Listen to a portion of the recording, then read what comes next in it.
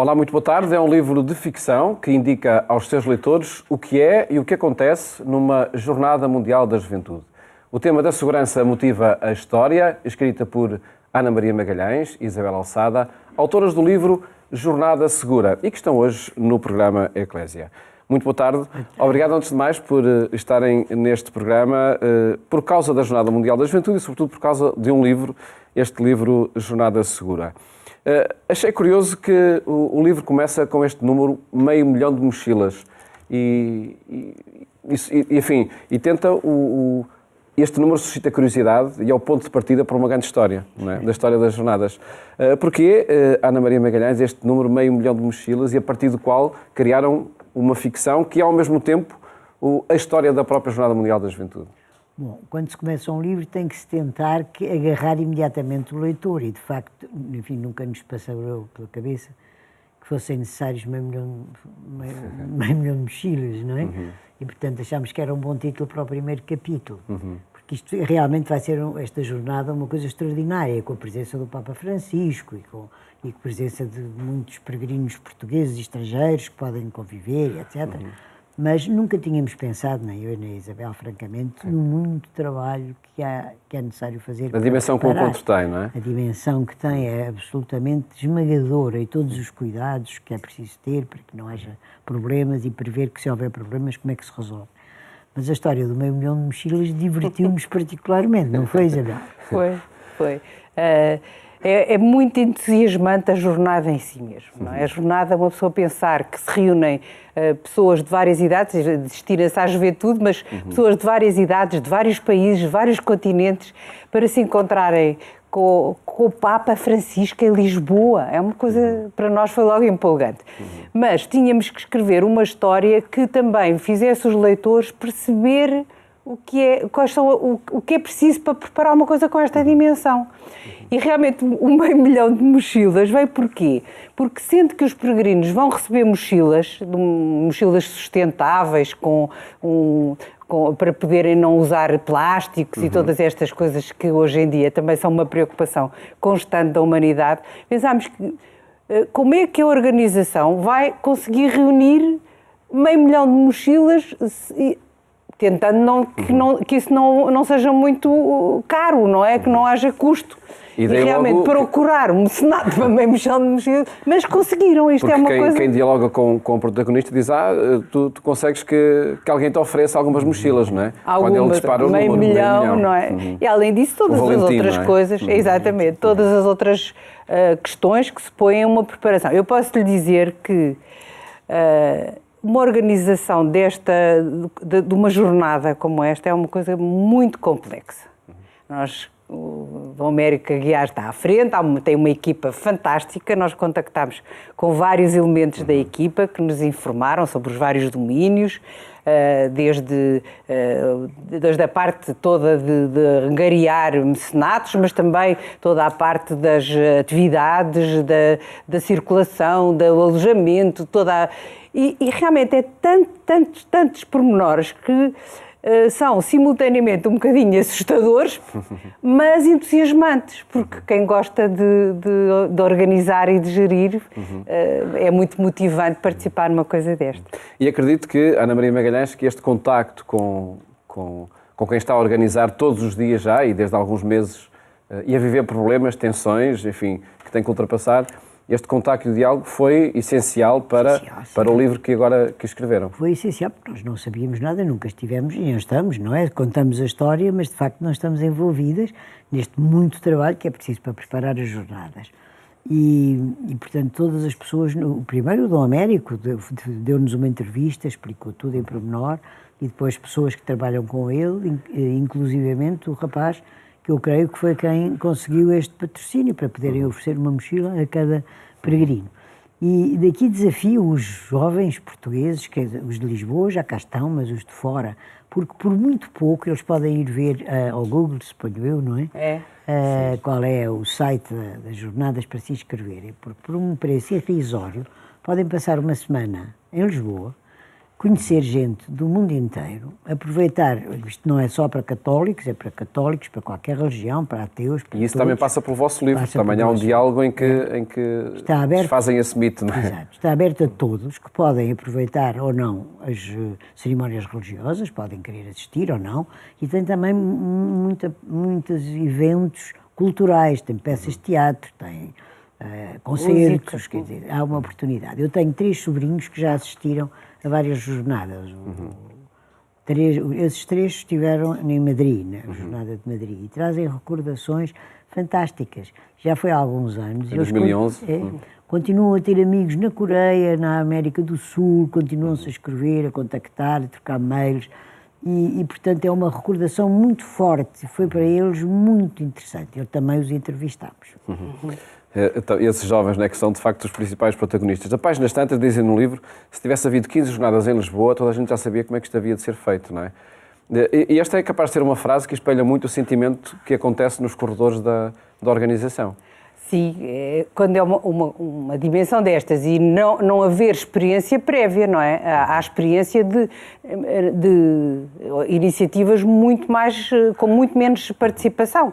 Aqui nós não sabemos ainda ao certo, isto é outro problema, é que quem está a organizar não sabe ao certo quantos vão ser os participantes, não é? Abriram as inscrições, já está muita gente inscrita, mas ainda não se sabe. Depois também há pessoas que chegam e não se inscreveram. E, portanto, toda esta organização, saber, por exemplo, uma das coisas que eu pensei, como é que vai ser a circulação das pessoas?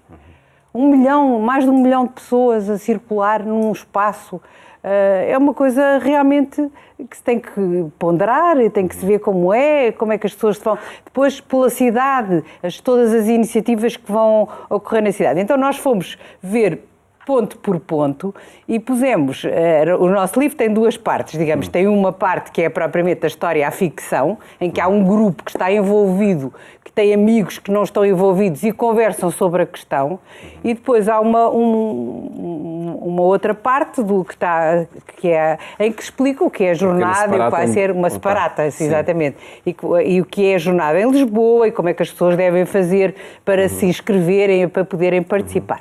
Uma coisa que também a mim me entusiasmou muito foi a ideia de que os jovens podem conviver com pessoas muito diferentes de si próprias. E é deste encontro entre aquilo que eu sou e aquilo que tu és, e aqui a possibilidade de dialogar, de ter outras experiências, que abre o espírito. O espírito abre muito quando nós temos a possibilidade de conversar e de saber coisas dos outros e ao mesmo tempo estar unidos por uma mesma iniciativa e por uma mesma organização, e pelo facto de haver um encontro com o Papa, que é a figura, na verdade, no nosso século, a figura mais emblemática, hoje em dia existe muito, e pela paz. Sim. Portanto, no momento que nós atravessamos um encontro pela paz, pela solidariedade, pela compreensão, é realmente absolutamente empolgante. Eu gostava de acrescentar-se que não sei se o público sabe ou está bem consciente que os peregrinos que se inscreverem têm direito a dormida, pequeno almoço e jantar de graça. Agora, qualquer dona de casa sabe que se está à espera de 10 pessoas para jantar e lhe aparecem 15, que é uma complicação. Portanto, agora a organização não sabe se vem 1 milhão, se vem meio milhão, se vem 1,5 milhão. Quer dizer, realmente eles estão a ser fantásticos, não é? Como contactar os restaurantes, os locais onde vão dar dormida, preparar tudo, os passos também têm direito a circular de graça entre Lisboa e Cascais, salvo erro, e até Setúbal, não é? Sim. As dioceses que vão acolher jovens, não é? Nessa semana. É extraordinário. Foi muito interessante pensar que alguém eu digo-lhe já que eu não era capaz de trabalhar nisto. E daquilo que vamos ouvindo e vendo, há vários cenários que estão a ser trabalhados, consoante o número de participantes, sim. Não é? Porque, de facto, logisticamente, é muito diferente ter meio milhão ou 1,5 milhão, sem dúvida. E depois a segurança também, porque a Associação Portuguesa de Seguros é que editou este livro e oferece a quem pedir. Portanto, tem um romance. O livro tem um romance com jovens, um romance juvenil, mas eles oferecem. E estão a coordenar os seguros, porque, de facto, desde a pessoa que se sentiu mal porque teve uma insolação, porque não pôs o chapéu, ou porque comeu demais, o Dom Américo disse-nos que o que aconteceu mais nas outras jornadas foram indigestões, que as pessoas comem demais, e insolações porque não vão e não se protegem, não é? Porque não houve mais nada, felizmente. Normalmente é no período quente, não é? É no período quente, é em agosto. E, portanto... A experiência das outras jornadas ajuda um bocadinho, não é? Naturalmente, mas é sempre único. Um encontro numa cidade diferente é sempre único, com pessoas que são todas diferentes, todas, ainda por cima, jovens, não é? E com hábitos muito diferentes, até alimentares, não é? Claro, consoante a cultura de cada grupo. Há coisas que nunca comeram, não estão habituados, sei lá, não é? Pessoas que vêm da Ásia, talvez nunca tenham comido pão com chouriço. Mas esta ideia de envolver também os cafés, os restaurantes, etc., a participarem na jornada com a possibilidade de prepararem refeições e as pessoas, os peregrinos e os participantes terem senhas que podem usar nos restaurantes, tudo isto são ideias. Eu no outro dia estava a falar a propósito de uma Câmara que apoia as pessoas que têm mais carências e oferecem alimentos às pessoas com mais carenciadas. Perguntei como é que fazia imediatamente. O que me ocorreu foi o que a jornada fez. Esta metodologia. Mas não era outra. Sim. Mas realmente há muitas, podia-se fazer de outra maneira, mas esta é muito, eu acho muito bonito envolver os lojistas também, para que eles possam acolher os peregrinos. É toda a cidade que acolhe, não é? E que se tem que preparar também para acolher, porque de facto não é todos os dias que ficam mais 1 milhão e meio de pessoas. Todos estes temas e todas estas partes e circunstâncias das jornadas passam para o vosso romance. Achei curioso que desde logo aquele tema também das famílias de acolhimento, da possibilidade de cada família acolher jovens que não conhece de lado nenhum.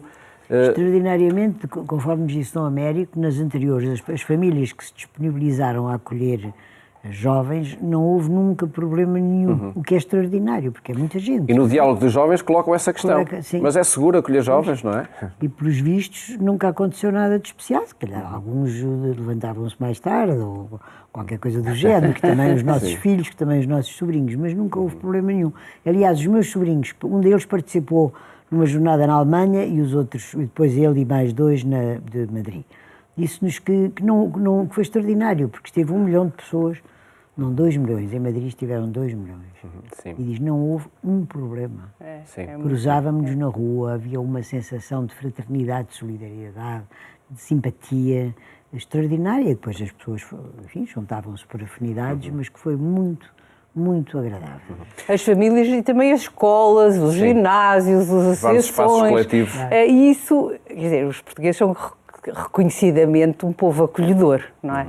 E mobilizar as famílias e as instituições para se abrirem a uma coisa destas também nos pareceu muito inspirador.